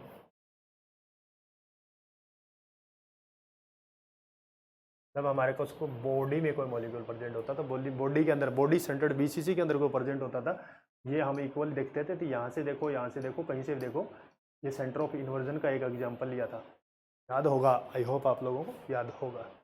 तो नेक्स्ट पार्ट हम यहाँ पे देखते हैं, नेक्स्ट पार्ट में क्या दिखा रहा है, एसन सिमेट्री ऑफ एक्सिस में क्या कह रहा है, ये सेम ही मॉलिक्यूल हमारे पास है, ब्रोमीन अप डाउन, ये ठीक है। अब इसका 180 की रोटेशन करेंगे अबाउट द एक्सिस, 180 का रोटेशन करेंगे तो देखो उधर ब्रोमीन नीचे था, ऊपर आ गया, ब्रोमीन ऊपर से नीचे चलेगा, क्लोरीन ऊपर से नीचे चलेगा, ऊपर से नीचे चलेगा, ठीक है। Mirror plane perpendicular to the axis of rotation, जिस एक्सिस के ऊपर रोटेशन किया है उसके ऊपर हम एक मिरर प्लेन लगाएंगे।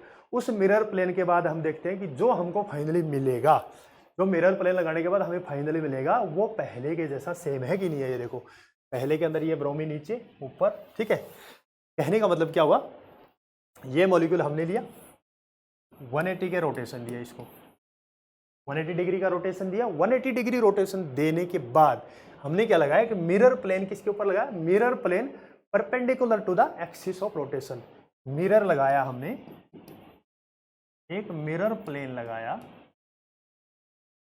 Perpendicular to the rotation of,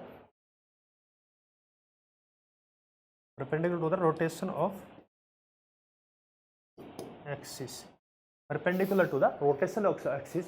और उसके बाद हम उसको देख रहे हैं, ठीक है, रोटेशन ऑफ एक्सिस, जिस एंगल से हम रोटेट 180 पे रोटेट कर रहे हैं, उसके देखो, जो रोटेशन ऑफ एक्सिस 180 उसके परपेंडिकुलर हम एक मिरर प्लेन लगा रहे हैं। मिरर प्लेन लगाने के बाद हम देखते हैं कि हमें सेम जो पहला वही मिल रहा है, तो उसको एसन एक्सिस ऑफ सिमेट्री बोलते हैं, ठीक है। तो आई होप इसको आप अच्छे से करोगे।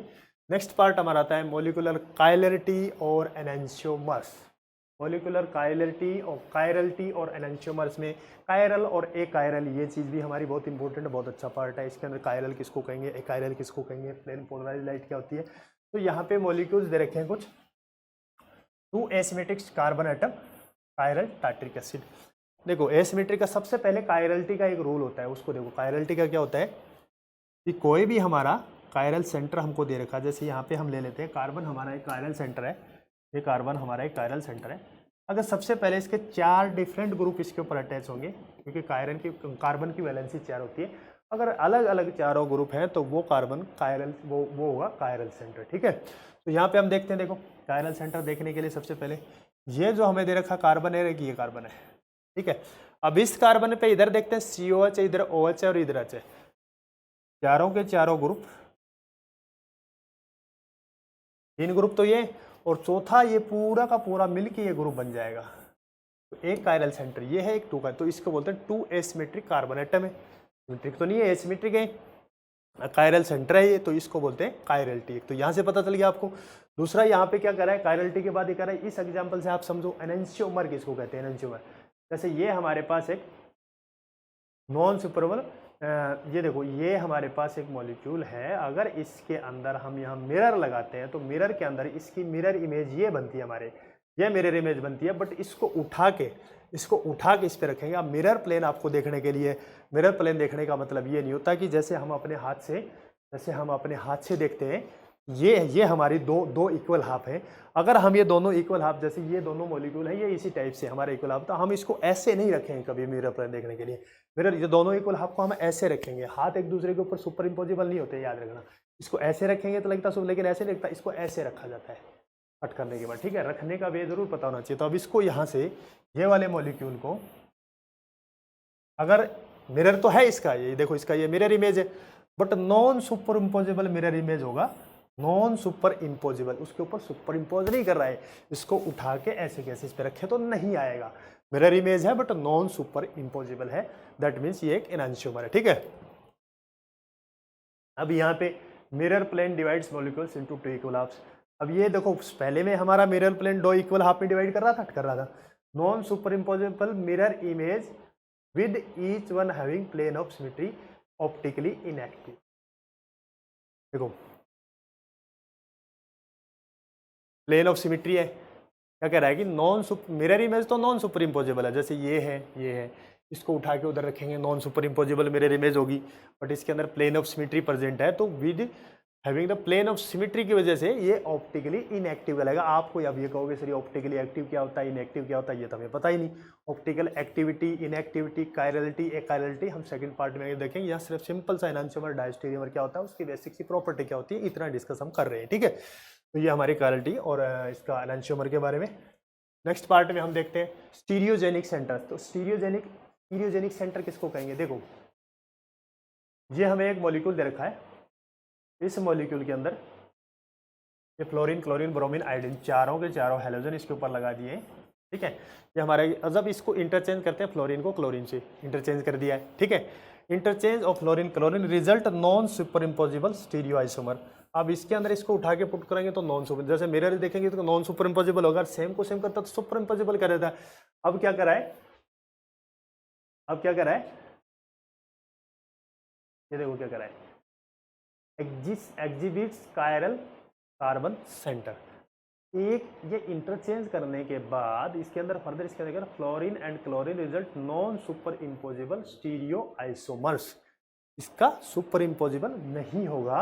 अगर यहाँ से हम देखें, अगर इसका हम देखें, अब आर और एस एक बार डिफाइन करें तो 1, और अगर इसके अंदर एक इंटरचेंज यहाँ से और कर लेते हैं, एक इंटरचेंज फर्दर कर लेते हैं हम, क्लोरीन का इधर ले लेते हैं, क्लोरीन इधर ले लेते हैं, आयोडीन, क्लोरीन क्लोरीन,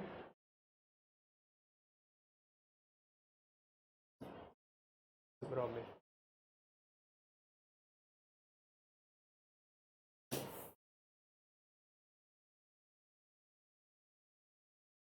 1 2 3 4 यस, ये इंटरचेंज।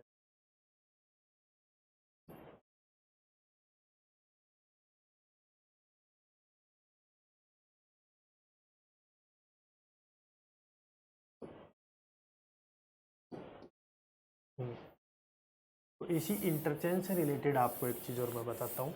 ये जो इंटरचेंज स्टीरियोजेनिक सेंटर का हम देखते हैं तो इसके अंदर एक इंपॉर्टेंट कंसेप्ट लगता है, उसको देखो एक बार।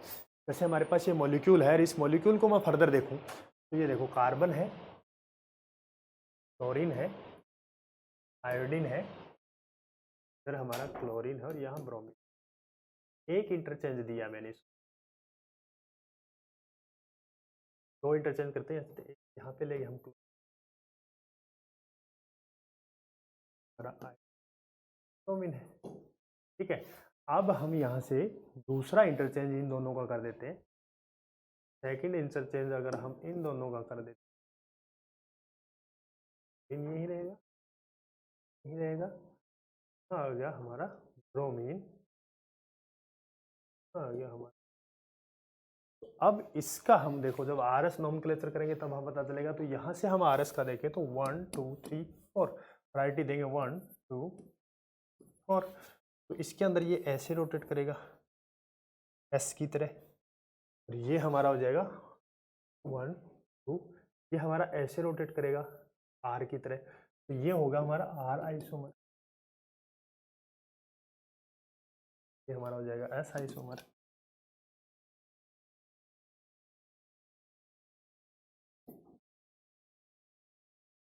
ये हमारा आ जाएगा एस। जब हम इस टाइप से इंटरचेंज करते हैं तो हम लोग देखेंगे दो इंटरचेंज के बाद आर का एस हो जाता है और एस का आर हो जाता है, ये याद रखना, ठीक है, आर का एस और एस का आर। अब नेक्स्ट पार्ट हम देखते हैं प्रॉपर्टीज ऑफ एनेंशियोमर। अब एनेंशियोमर देख लिया, non superimposable mirror image होती है, उसको बोलते हैं एनेंशियोमर। ये मिरर इमेज तो बनेगी लेकिन नॉन सुपर इम्पोजिबल। अब ये हमने एक एग्जाम्पल लिया अभी। अब इसकी प्रॉपर्टीज में क्या कहता है, मॉलिक्यूलर फॉर्मूला सेम रहेगा, पहला पॉइंट देखो क्या क्या प्रॉपर्टीज इसकी सेम रहेगी। दूसरा प्रॉपर्टी मॉलिक्यूलर वेट, ये भी सेम रहेगा। तीसरा कहता है बॉइलिंग पॉइंट, ये भी सेम रहेगा। मेल्टिंग पॉइंट, ये भी सेम रहेगा। डेंसिटी, ये भी सेम रहेगा। इसके अंदर सब चीजें एनांशियोमर फिर ग्लिसरॉल्डिहाइड का दे रखा है, तो एनांशियोमर के अंदर physical property same physical properties रहेंगी except their behaviour towards plane polarized light. जब प्लेन पोलराइज लाइट हमारे मॉलिक्यूल्स, ये मॉलिक्यूल दोनों मॉलिक्यूल के ऊपर प्लेन पोलराइज लाइट डालेंगे तो वो ज़रूरी नहीं है एक ही साइड रोटेट करे, एक्स लाइक सिमिलर डायरेक्शन में रोटेट करे। ये सिर्फ प्लेन पोलराइज लाइट को छोड़ के बाकी सब कुछ इसका सेम होता है फिजिकल और केमिकल प्रॉपर्टीज। ये एक हमारा प्लेन पोलराइज लाइट इसका डिफरेंट होता है, ये हम लोगों को ध्यान रखना है, किसके लिए, एनांशियोमर के लिए, ठीक है। बाकी इसका सब कुछ सेम ही रहता है, ठीक है। यस, हाँ, एक क्या होता है, अपोजिट डिस्क्रिप्शन होता है, इसके जो भी एनांशियोमर दे रखे हैं उनका अपोजिट डिस्क्रिप्शन होता है।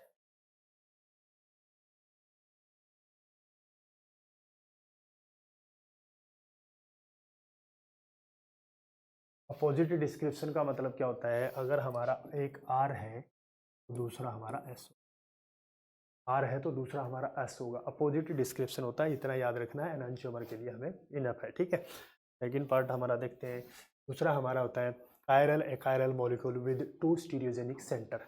टू स्टीरियोजेनिक सेंटर दे रखे हैं, टार्ट्रिक एसिड का फिर से दे रखा है, इसका मतलब कायरल टार्ट्रिक एसिड। अब इसको कायरल कहते हैं, दूसरे को कहते हैं एकायरल टार्ट्रिक एसिड। देखो कायरल्टी एकायरल्टी हम फर्दर नेक्स्ट पार्ट में एकदम ब्रीफली थोड़ा और देखो। कायरल्टी का मतलब क्या होता है, चार डिफरेंट ग्रुप लगे हो हम कायरल मॉलिक्यूल बोलेंगे, ठीक है। लेकिन ये हम देख रहे हैं टू स्टीरियोजेनिक सेंटर दे रखे हैं, टू स्टीरियोजेनिक सेंटर के अंदर हम क्या देख रहे हैं, इसकी कायरल्टी हम देखना चाह रहे हैं टू स्टीरियोजेनिक सेंटर के अंदर। अब दोनों के अंदर देखो क्या है, दोनों के अंदर क्या है, ये इसके मिरर प्लेन लगा दी, ये दोनों क्या कह रहे हैं कायरल टार्ट्रिक एसिड, और इधर वाले को बोलते हैं एकायरल। हाँ, तो ये कायरलिटी और एकायरलिटी यहाँ पे डिफ्रेंशिएट किस बेस पे किया हमने, डिफ्रेंशिएट देखो ग्रुप तो सेम ही है, एक इसको देखें तो ये अलग अलग ग्रुप लगाए तो जैसे वन, ये डिफरेंट ग्रुप है, और ये डिफरेंट ग्रुप है, ये डिफरेंट ग्रुप है, ये डिफरेंट ग्रुप है, चारों इस कार्बन के डिफरेंट ग्रुप लगे। सिमिलरली हम इस कार्बन के देखें तो इसके भी चारों डिफरेंट ही है, वो प्रायोरिटी के बेस के ऊपर देखेंगे, वो लाइक आर एस नॉमेनक्लेचर करेंगे उसमें देखेंगे, लेकिन ग्रुप यहाँ पे डिफरेंट है, बट फिर भी ये वाला क्या कहला रहा है, ये वाला कह रहा है कायरल और ये वाला है कायरल। इसमें भी हम यही देखते हैं, ये भी डिफरेंट ग्रुप है, डिफरेंट और ये भी डिफरेंट है इस कार्बन के अकॉर्डिंग, सिमिलरली इस कार्बन के अकॉर्डिंग चारों देखेंगे डिफरेंट है। बट फर्क कहाँ आया, इसके अंदर ये जो मिरर प्लेन है, ये प्लेन पास हो रही है, प्लेन पास होने की वजह से, इस प्लेन की वजह से ये कहलाएगा एक कायरल और ये कहलाएगा कायरल, क्योंकि इसके अंदर प्लेन ऑफ सिमेट्री प्रेजेंट नहीं है, कहीं भी इसके अंदर प्लेन ऑफ सिमेट्री प्रेजेंट नहीं है। अगर यहाँ देखें तो दोनों के अंदर प्लेन ऑफ सिमेट्री, इसके अंदर देखो तो दोनों अप और डाउन एच है, ये सीधा सीधा प्लेन जाएगा, इसको इक्वल हाफ में कट करते हुए दो इक्वल हाफ में इसको कट कर देगा, और इस प्लेन ऑफ सिमेट्री की वजह से ये कहलाता है एक कायरल और ये कहलाता है कायरल, ठीक है। तो कायरलिटी के ऊपर आप यहाँ देख सकते हैं। नेक्स्ट पार्ट हमारा है डायस्टेरियोमर। अब क्या कहते हैं डायस्टेरियोमर, जो एनेंशियोमर नॉट, तो एनेंशियोमर्स ना हो, तो एनेंशियोमर्स ना हो उनको कहते हैं डायस्टेरियोमर्स, उनको कहते हैं डायस्टेरियोमर्स।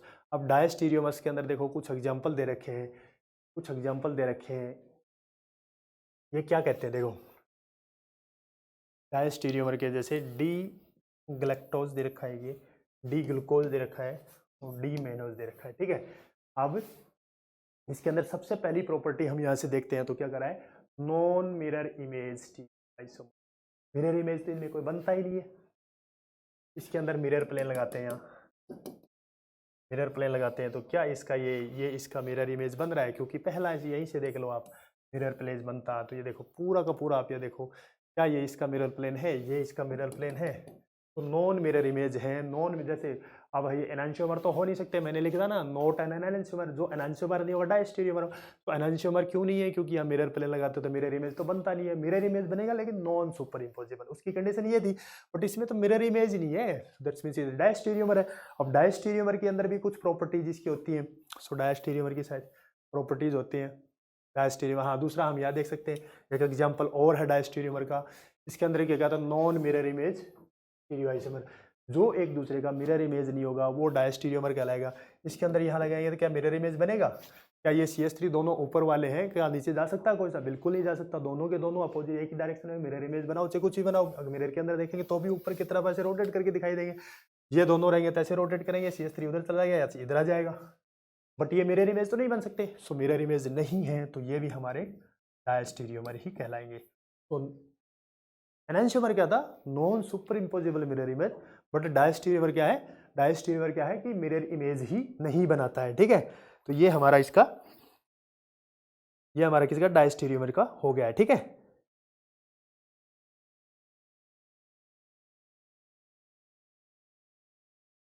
तो इसके बाद नेक्स्ट पार्ट हम देखते हैं, तो ये इर्थ्योथ्रियो डायस्टेरियोमर। हाँ, डायस्टेरियोमर के अंदर जैसे ये भी देख सकते हैं, एर्थ्रियो किसको कहते हैं, अर्थ्रियो किसको कहते हैं, अर्थ्रियो किसको कहेंगे, थ्रियो किसको कहेंगे।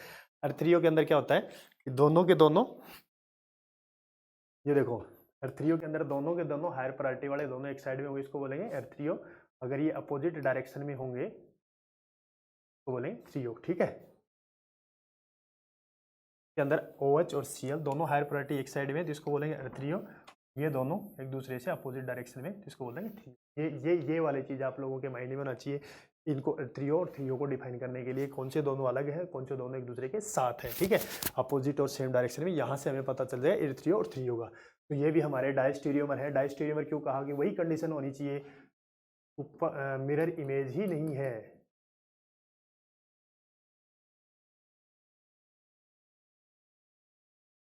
मिरर इमेज ही नहीं बन रही यहाँ पे। मिरर इमेज बने उसके बाद अगर वो सुपर इम्पोज ना करे तो एनांशियोमर कहलाएंगे, बाकी यहाँ पे तो मिरर इमेज ही नहीं है।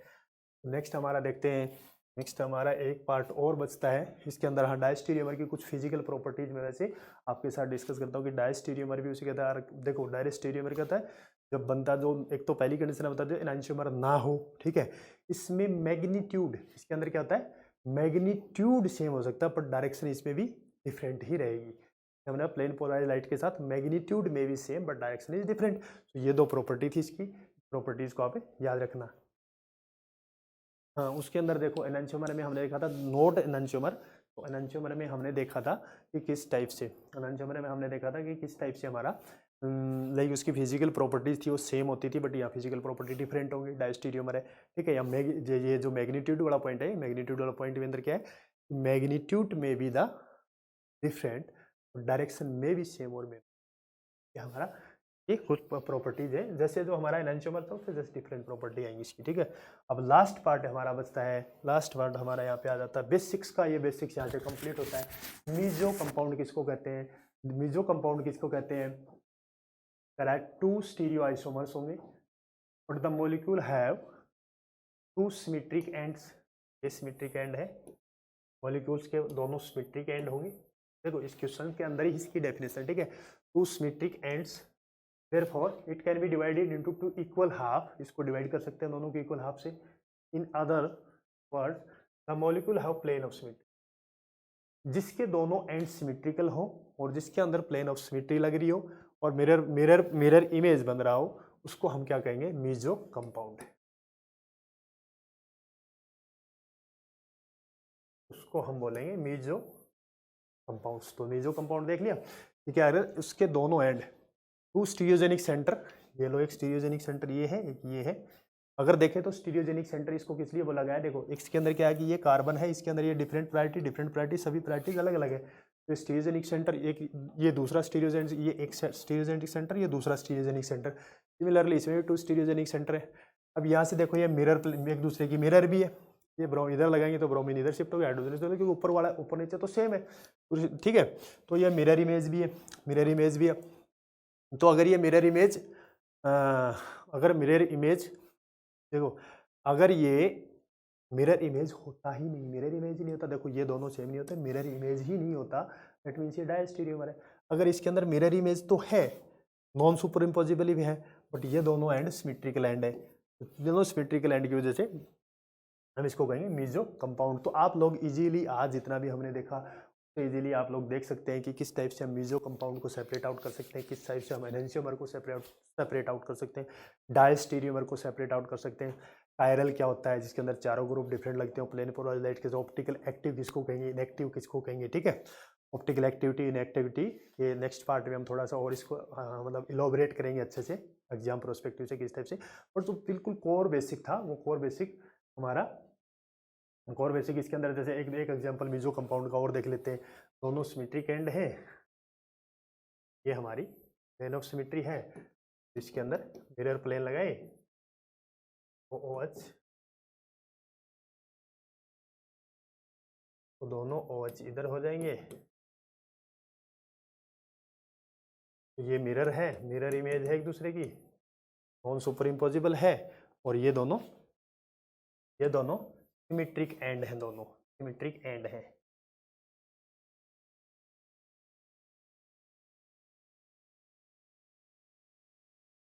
सिमेट्रिक एंड्स हैं दोनों, ठीक है, दोनों एंड सिमेट्रिक है, और हमारा मिरर इमेज भी जा रहा है और उसके अंदर प्लेन ऑफ सिमेट्री प्रेजेंट है, प्लेन ऑफ सिमेट्री भी प्रेजेंट है। इसको भी हम करें तो ये the molecules is an optically inactive because it has interplanar, ये ऑप्टिकली इनएक्टिव कहलाएगा।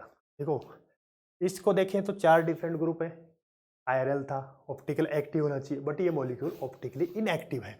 अब इनएक्टिविटी इसकी कहाँ से आई, ये प्लेन ऑफ सिमेट्री। तो आपको ऑप्टिकल एक्टिव और ऑप्टिकली इनएक्टिव के अंदर जितने भी क्वेश्चन पूछेगा वहां इन क्वेश्चनों में आपको बिल्कुल ट्रैप करेगा लाके, कि आप सोचोगे यहाँ से सीधा सीधा ये तो कायरल है, चारों ग्रुप डिफरेंट है, लेकिन ये चारों ग्रुप डिफरेंट अटैच होने के बाद भी आप लोगों को ये प्लेन ऑफ सिमेट्री का जरूर माइंड में रखना है कि प्लेन ऑफ सिमेट्री लग रही है कि नहीं लग रही है। जहां प्लेन ऑफ सिमेट्री लगी मतलब मान लो कि वो मॉलिक्यूल ऑटोमेटिकली ऑप्टिकली इनएक्टिव हो जाएगा। ये पॉइंट आप लोगों को याद रखना, क्योंकि बहुत बार IIT में पूछा जाता है कि कौन सा ऑप्टिकली एक्टिव है, कौन सा ऑप्टिकली इनएक्टिव है, ठीक है। नेक्स्ट हमारा ऑप्टिकल एक्टिव इनएक्टिव हमने देख लिया है पूरा।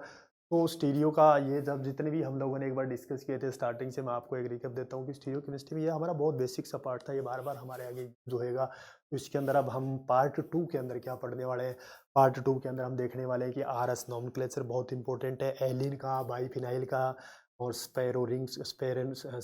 एलिन बाईफिन्स और एलिन्स का, बाईफिनाइल्स का, स्पायरिन्स का, ये जितने भी बड़े बड़े मॉलिक्यूल्स होते हैं उनके रिगार्डिंग हम RS नॉमेनक्लेचर कैसे देखेंगे, और हमारा देखेंगे दूसरा देखेंगे ये कन्फर्मेशनल स्ट्रक्चर का जो कन्फर्मेशनल आइसोमर भी हम देखेंगे, जिसके अंदर साइक्लोहेक्सेन साइक्लोपेंटेन का है, जिसमें से कौन सा ज़्यादा लाइक उसके अंदर स्टेबल और unstable configuration, share boat conformations, वो सारा आप लोगों ने 11th-12th में देखा। उसको फर्दर उसके अंदर का हाइड्रोजन बॉन्डिंग वगैरह होता है, वो सब भी ज़रूरी है, ठीक है। वो सब हमारा पार्ट 2 के अंदर आएगा, और मोस्टली जितना बेसिक चीज़ें थी आज हमने मोस्टली कवर कर ली है। एक बेसिक सी डेफिनेशन के अकॉर्डिंग थी, यहाँ से optical active, optical inactive, chiral, एक, ये 4 वेराइटी यहाँ से बनती है। किसको कायरल कहेंगे, किसको एकायरल कहेंगे, वो पता होना चाहिए। एनेंशियोमर डायस्टेरियोमर की डेफिनेशन, और उसके बाद एनेंशियोमर डायस्टेरियोमर और मीजो कंपाउंड, इनसे कुछ न्यूमेरिकल पार्ट आता है, वो हम पार्ट 2 में डिस्कस करने वाले हैं, ठीक है। वो छोटा सा न्यूमेरिकल पार्ट बनता है इसका, वो हम पार्ट 2 में डेफिनेटली डिस्कस करेंगे। और जितना भी बेसिक था हमारे यहाँ से कंप्लीट होता है। तो पढ़ते रहो, मुस्कुराते रहो, आगे आप लोगों के साथ ऐसे हम बने रहेंगे। और इस पार्ट के जितने भी हमारे प्रीवियस क्वेश्चन हैं वो सब भी हम लेके आएंगे, कौन कौन से क्वेश्चन आ चुके हैं और कौन कौन से क्वेश्चन बनेंगे इसके अंदर आगे। जैसे इसके अंदर हम देखें तो जैसे स्टीरियो का बेसिक से बहुत कुछ एक्सेप्शंस है, वो उठा के डालना बहुत ज़रूरी है। उन एक्सेप्शन के बेस के उन एक्सेप्शंस के बेस पे भी क्वेश्चन पूछे जाते हैं। सेकेंड एक्सेप्शंस के अलावा किस टाइप से स्टीरियो केमिस्ट्री के मॉलिक्यूल्स, जैसे आइसोमर्स, डिफरेंट आइसोमर्स होंगे तो उसके अंदर कैसे NMR का इन्वॉल्वमेंट होगा, तब बहुत इंपॉर्टेंट होता है। IR का इन्वॉल्वमेंट कैसे होता है, वो बहुत इंपॉर्टेंट पार्ट होता है। जैसे यहीं से ये आइसोमर्स के बेस के ऊपर उसका कार्बन के साथ या फंक्शनल ग्रुप के साथ उसका एनवायरनमेंट चेंज हो जाता है। जैसे हमने टेट्रोमर और वो मेटामेरिज्म और टोटामेरिज्म के अंदर देखा था, तो उसके बेस पे हमारा C13 भी वेरी करता है, NMR भी वेरी करते हैं। वो सारी चीज़ों का वेरिएशन किस टाइप से कोरिलेट करेंगे वो आप लोगों को अच्छे से समझना है। तो keep practicing, stay motivated. Thank you so much. This is doctor